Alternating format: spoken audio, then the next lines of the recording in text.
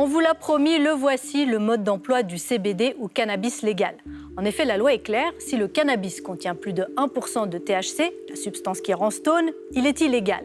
Donc, par déduction, les producteurs de cannabis se sont dit que si un plant contient moins de 1% de THC, il est OK, logique. Si on considère la plante comme une drogue, on se dit qu'un produit qui contient moins de 1% de la substance active n'a aucun intérêt. Mais c'est faux, car la plante contient une centaine de cannabinoïdes dont on étudie actuellement les effets thérapeutiques. Parmi eux, le CBD. Vu comme une plante médicinale, le cannabis riche en CBD devient tout à coup très intéressant. La ruée sur le CBD pour soigner toutes sortes de maux n'avait sans doute pas été prévue par nos autorités ni par les médecins. Alors si l'herbe à forte teneur en CBD est assimilée à du tabac, ses dérivés sous forme d'huile, de pâte, de gélules ou de pâtisserie n'ont simplement aucun statut pour le moment, ni médicaments, ni compléments alimentaires. Personne ne sait dans quelle catégorie les ranger. Qu'importe, car la question ce soir, c'est est-ce que ça fait effet? Réponse avec Lison Méric et Ventura Samara.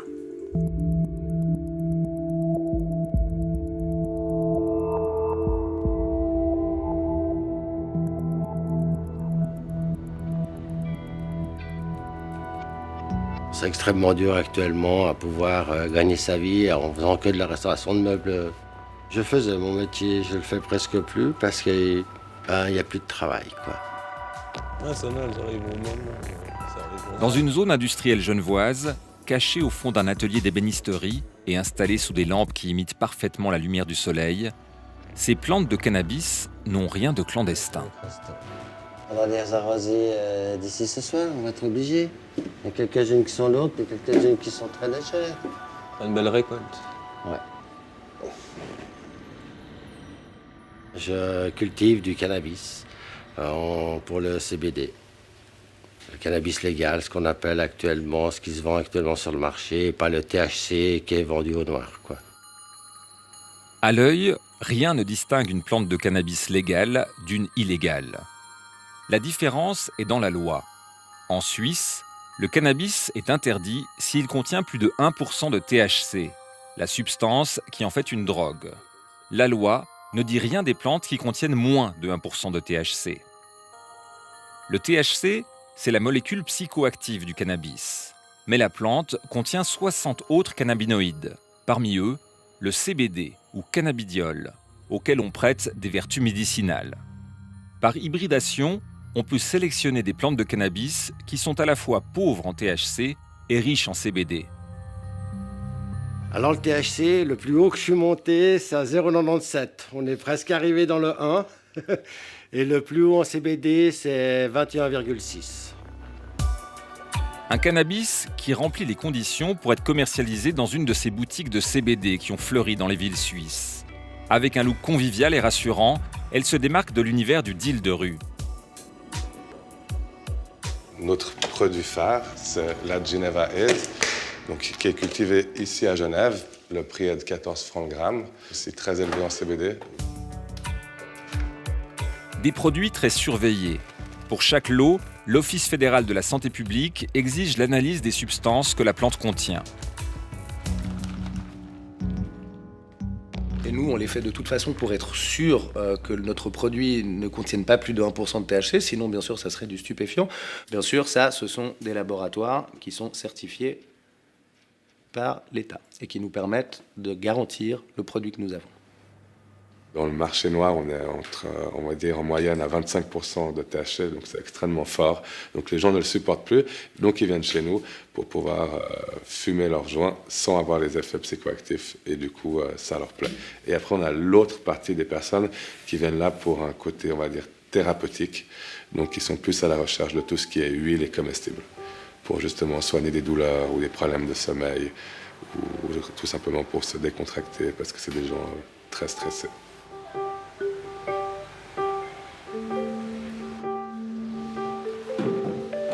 Au début de ses études de médecine, Julia a subi un traumatisme crânien suite à un accident.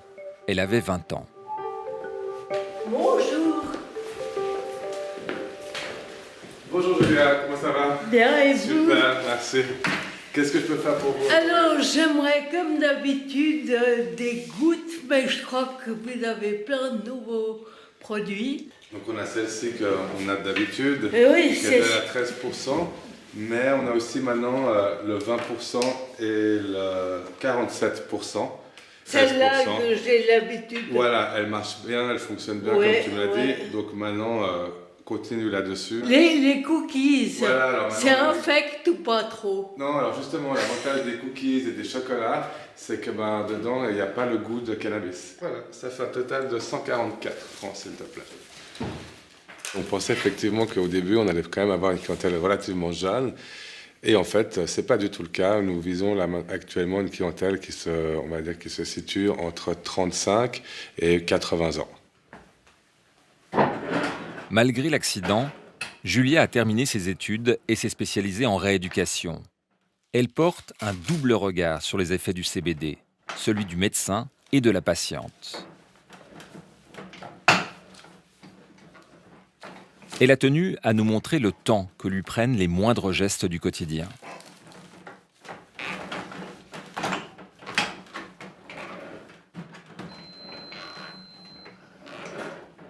J'ai des spasmes dans les jambes.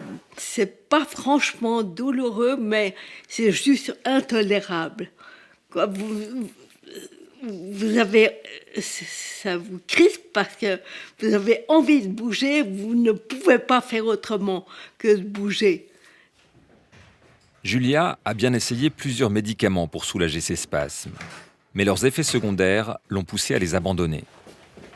Le CBD, finalement, est le moyen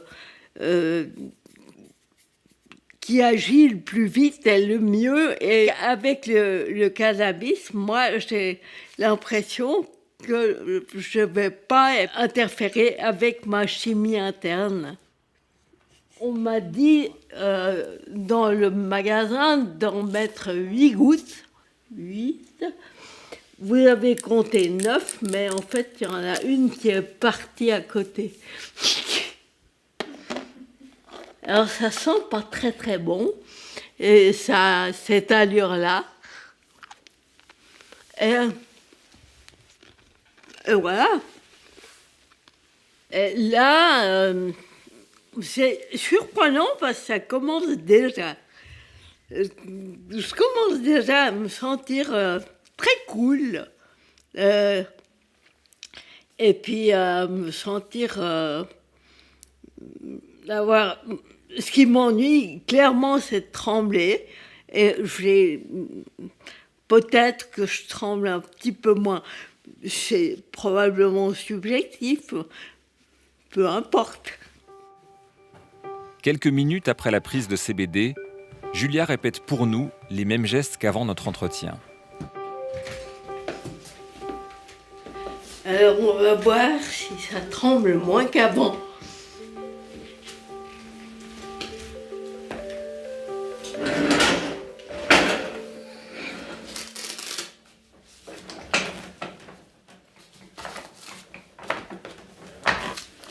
Moi j'ai l'impression que c'est beaucoup plus facile.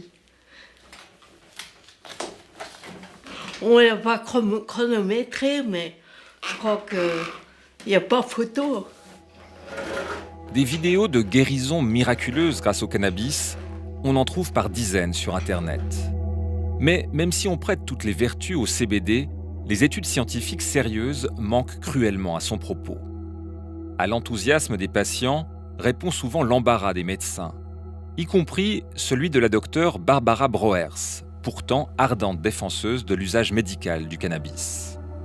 Avec la recherche actuelle qu'il y a sur le sujet, je ne vais jamais recommander d'utiliser cette substance parce qu'on n'a pas assez de données à long terme, ni sur les interactions, ni sur le dosage exact qu'on doit proposer.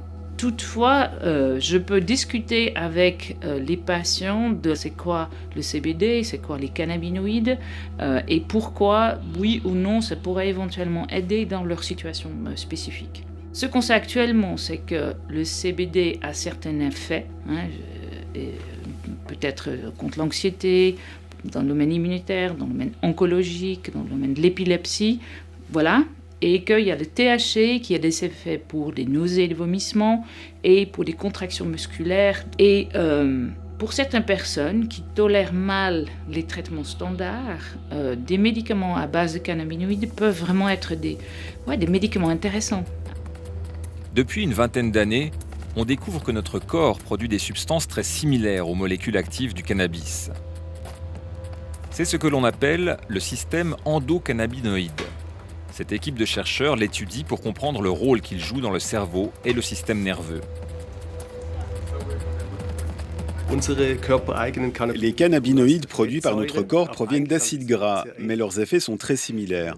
Si ce n'est que le THC prend beaucoup plus longtemps à être éliminé par le corps. L'effet de nos propres cannabinoïdes s'installe très rapidement et disparaît tout aussi rapidement. Mais c'est vrai, tous les tissus de notre corps produisent des endocannabinoïdes. Le système endocannabinoïde est impliqué dans de nombreux processus. Pour résumer, on pourrait le qualifier de mécanisme anti-stress du corps. Chaque fois que vous êtes stressé, et pas uniquement sur le plan cognitif, il peut s'agir de stress inflammatoire ou de stress oxydatif, ce système s'active et sa mission consiste à rétablir un équilibre corporel qu'on appelle l'homéostasie. Le système endocannabinoïde explique probablement l'effet que le cannabis produit sur le corps humain. Et même si l'on oppose généralement le THC psychoactif au CBD qui ne l'est pas, leurs molécules chimiques sont quasiment identiques, à une petite différence près, signalée en rouge sur l'image. Le CBD est un précurseur du THC. La différence est que dans sa structure moléculaire, le cannabidiol a 2 anneaux et 2 atomes d'oxygène saillants, alors que le THC possède 3 anneaux. Cette toute petite différence a des conséquences énormes. Le CBD agit aussi sur les récepteurs des cannabinoïdes dans le cerveau. Il se lie à ces récepteurs, mais à un endroit différent, où il inhibe l'effet du THC. C'est plutôt un antagoniste du récepteur CB1 des cannabinoïdes, alors que le THC active ce récepteur. Il y a donc 2 effets contraires. 2, 3. À 37 ans, Elder vit depuis 2 ans avec une insuffisance rénale due à une maladie génétique. Tous les 2 jours, pour que son corps fonctionne, il passe de longues heures en dialyse.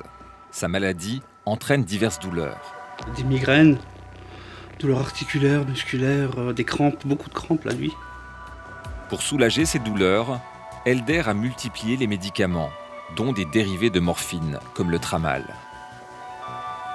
En tout, j'en avais une bonne quinzaine par jour. Ça ne me correspondait pas du tout, parce que je me trouvais toujours avec des nausées. Pas possible toute la journée. Des somnifères, j'en ai pris pendant 2 ans, du Dormicum. Et puis ça me correspondait pas vraiment non plus. C'était aussi efficace, mais le lendemain, je me souvenais pas de la moitié de la soirée. Je commençais à sentir un espèce de manque, ou d'attachement plutôt. Avoir besoin à chaque fois un petit peu plus. C'était, ouais, voilà. Pas très envie de rentrer dans un cercle vicieux comme ça. Pour éviter cet engrenage, Elder se tourne vers le cannabis, celui qu'il achète au marché noir et qui contient plus de 1% de THC. Et j'ai tout jeté à la poubelle, du jour au lendemain. J'ai supprimé les opiacés par du cannabis. Et c'est très efficace, j'ai plus de problèmes d'effets secondaires, j'ai plus de nausées.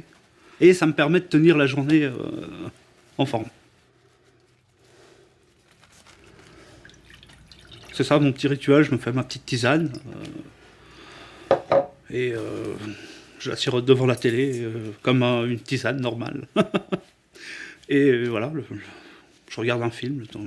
Puis une fois que j'ai sommeil, je vais me coucher. Et je dors comme un bébé. Elder n'a pas caché sa consommation de cannabis à ses médecins traitants. 1, 2, 3, 4, 5, 6, 7, 12... Ceux-ci lui proposent de remplacer son herbe de contrebande par la version médicale du cannabis, délivrée sur ordonnance avec une autorisation spéciale de l'OFSP et de son assurance maladie. Voilà, il est dosé à 11 mg de THC et 24 de CBD.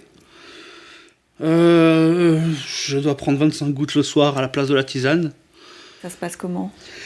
Alors pour le moment, c'est encore assez nouveau. J'arrive pas vraiment à me faire encore un avis. C'est assez différent du cannabis normal.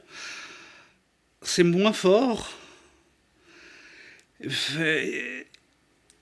et j'ai pas cet effet somnifère. Ça, c'est dommage. À part ça, pour les douleurs, c'est vraiment...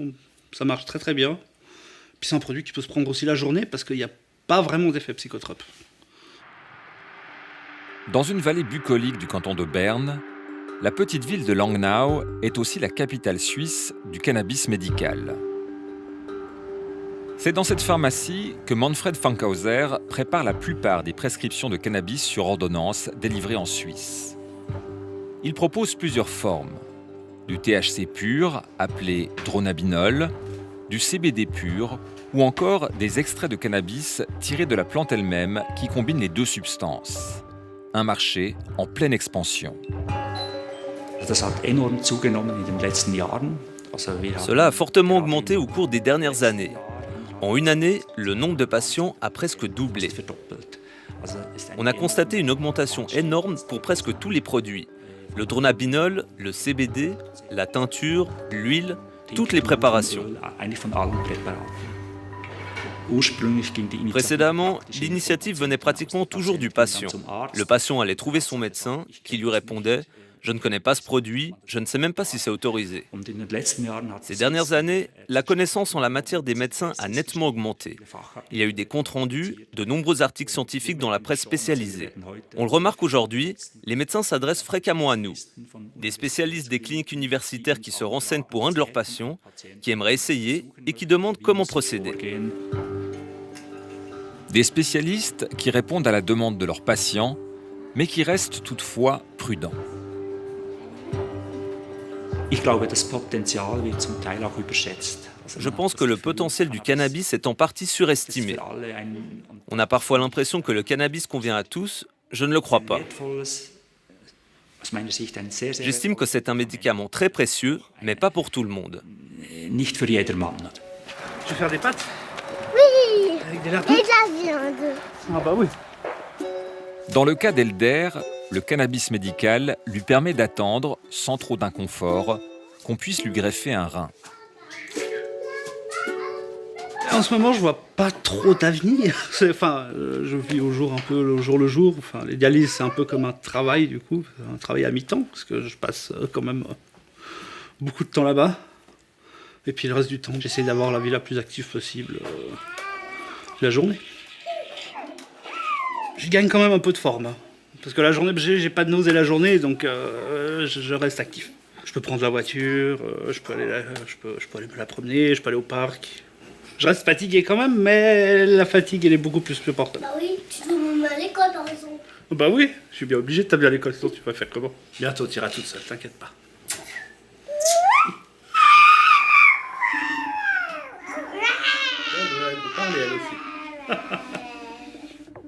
Le cannabis thérapeutique jouit d'une image très positive, parce qu'on y voit un produit naturel qui est jugé à la fois efficace et inoffensif, contrairement aux médicaments dont on se méfie de plus en plus. Cet engouement oblige les médecins à passer outre les lacunes des études scientifiques. La base scientifique, elle va toujours nous manquer. Même pour des médicaments qu'on croit très bien connaître, on découvre des mécanismes, on découvre des effets secondaires tardivement. Donc le fait de manquer complètement de base scientifique pour le CBD, c'est pas un argument qui est suffisant. L'expérience des autres, d'avoir au moins des études rétrospectives ou des collections de patients, c'est déjà utile pour aider à trouver et à guider le patient dans sa thérapie. Guider le patient, c'est l'attitude pragmatique qu'a choisi d'adopter ce spécialiste de la maladie de Crohn. Une inflammation auto-immune des intestins qu'on ne sait pas guérir, mais que le CBD semble capable de soulager. Il y a pas mal de littérature qui sort actuellement, il y a différents effets qui se superposent. On pense quand même de plus en plus sérieusement que le CBD qui est dans le cannabis a un effet anti-inflammatoire vrai. On l'a montré dans des modèles animaux où on peut calmer l'inflammation, dans des modèles d'arthrite, dans des modèles d'autres inflammations. Mais c'est aussi antalgique, ça diminue les douleurs, qui est quand même un symptôme cardinal de la maladie. En plus de ça, ça diminue la motricité du transit. Donc une autre caractéristique de la maladie, qui sont les diarrhées, peuvent être améliorées par un effet pharmacologique sur le transit. Cette patiente du docteur Michetti a pris l'initiative de se soigner avec du CBD. Vous avez tenu à faire ce témoignage à visage caché. Qu'est-ce que vous craignez en disant que vous utilisez du cannabis thérapeutique ? De ne pas être prise au sérieux par la suite par rapport à mon travail et d'être vue simplement comme une toxicomane au lieu d'être vue comme quelqu'un de malade et qui se soigne. Nora tient à travailler malgré sa maladie de Crohn. Les dérivés de morphine l'empêchaient de le faire, alors qu'avec du CBD, elle garde toute sa capacité de concentration.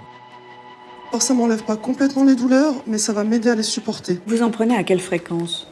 Quand j'ai mal, ça va dépendre si je suis au travail ou pas. Quand je travaille, je vais pas pouvoir fumer, donc je vais le prendre plutôt en huile, sous forme de gouttes, directement dans la bouche. Et puis quand je ne travaille pas à la maison, ça sera sous forme de joint. Est-ce que vous voyez une différence sur votre maladie de Crohn ? Oui, parce que je ne vomis plus au jour d'aujourd'hui, alors qu'avant je vomissais tous les matins. J'avais énormément de diarrhée que je n'ai plus au jour d'aujourd'hui, ça devient épisodique. Et là, le médecin qui vous suit pour la maladie de Crohn, lui aussi, il vous conseillait de prendre du CBD ? Il m'a dit, ça marche, alors continuez. Outre le CBD, un médicament immunosuppresseur appelé anti-TNF stabilise la maladie de Crohn de Nora. Mais l'effet d'une injection de ce produit ne la soulage pas assez longtemps. On avait déjà fait, je dirais, 90% du chemin avec les anti-TNF. Mais on plafonnait un peu avec ses traitements. Et finalement, elle a trouvé là une marge qui lui permettait de récupérer son confort de vie, sa capacité de travail pleine, sa capacité de loisir. Et finalement, l'usage du CBD nous a fait le dernier 10% qui nous manquait pour qu'elle soit bien. Quand vous avez une maladie chronique, il y a une autre motivation un peu plus profonde. C'est quelque chose que vous pouvez faire vous-même. Plus les médicaments deviennent techniques, plus vous êtes dépendant du docteur, plus vous êtes un objet et plus un sujet. Et il y a ce besoin aussi des patients de reprendre une dimension de contrôle sur ce qui leur arrive, sur ce qu'ils ingèrent. Et je crois que c'est utile aussi de leur laisser cette dimension. Je pense que si la médecine s'emparait du CBD, on gagnerait peut-être en science, mais on retirerait aux patients cette dimension de s'aider eux-mêmes et d'avoir une part de contrôle sur leur maladie et leur traitement, qui je crois est importante.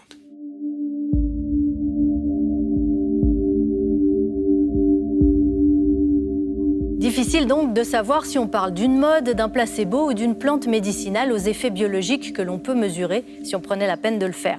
Mais il n'existe pour l'instant aucune étude scientifique sur les effets à long terme du CBD, ce qui n'empêche pas ceux qui en ressentent le besoin de le tester.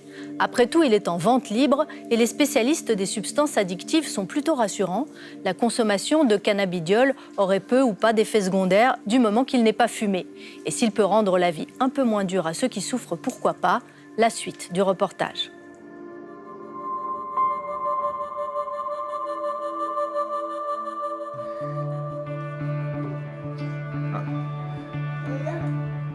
Tu te souvenais qu'on allait venir te voir aujourd'hui ? Oui. Est-ce que tu nous as préparé quelque chose que tu voulais nous montrer ? Et c'est quoi ? Des photos. Le handicap d'Arnaud est dû à une infection in utero qui a provoqué une naissance prématurée. Et depuis la fin de sa première année, il fait régulièrement de violentes crises d'épilepsie. Quand il était petit, elles étaient pas très fréquentes, mais par contre très impressionnantes, très longues. On a vraiment eu des crises de quasiment 1 heure, donc qui nécessitaient à chaque fois une hospitalisation, soins intensifs. Par la suite, elles sont devenues plus fréquentes, plus courtes. Et puis ce qu'on a découvert finalement assez tard, c'est qu'il faisait aussi beaucoup d'épisodes épileptiques la nuit, ce qui l'empêchait de dormir. Malgré l'essai de plusieurs traitements, qui sont parfois difficiles à administrer, l'épilepsie d'Arnaud continuait à résister aux médicaments. Un souvenir qui s'appelait le Zarontin, c'était un sirop, mais c'était tellement affreux que... Dégueu. Ouais, c'était dégueu. Hein? Comme les antiépileptiques n'agissaient pas sur l'épilepsie d'Arnaud, ses parents demandent au neurologue d'essayer un traitement moins orthodoxe, le CBD. C'était encore un peu tôt dans le sens où il n'y avait pas de recul, pas assez de littérature scientifique, donc les médecins n'étaient pas enclin à nous le prescrire.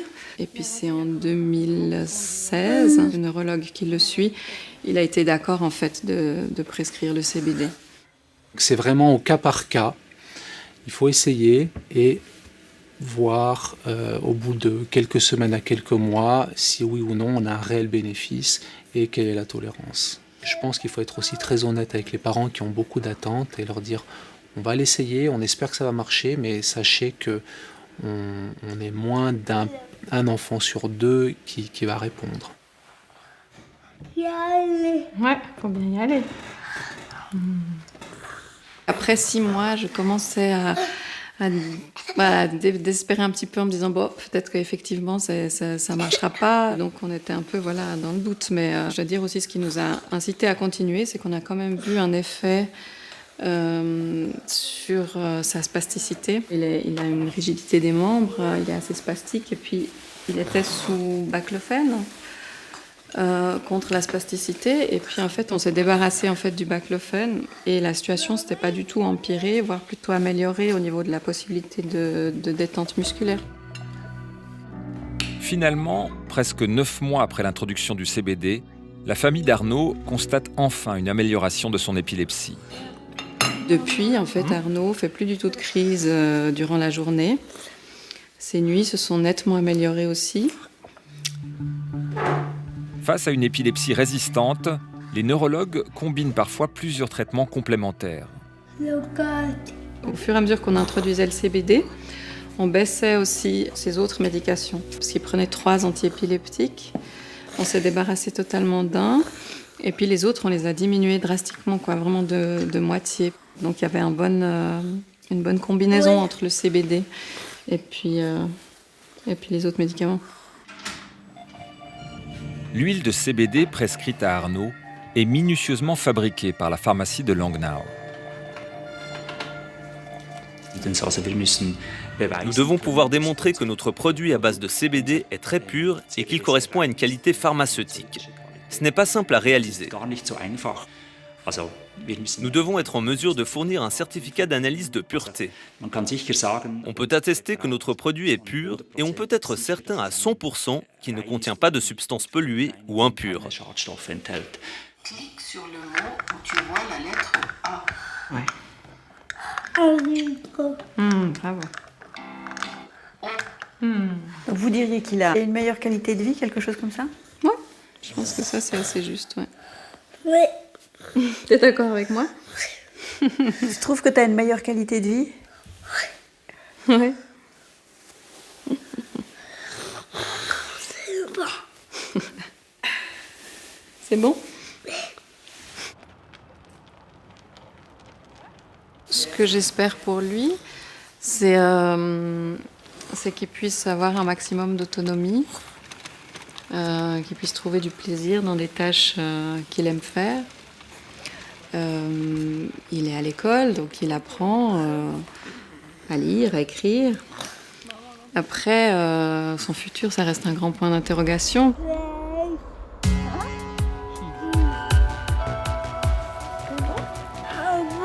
Ah bon?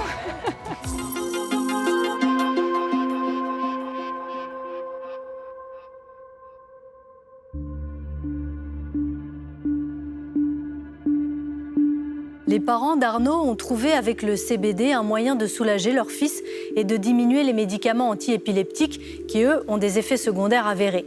Même si on n'en connaît pas encore tous les mécanismes, on sait que le cannabidiol agit sur plusieurs cibles, plusieurs récepteurs dans le cerveau, notamment ceux du système de la douleur et de la sérotonine.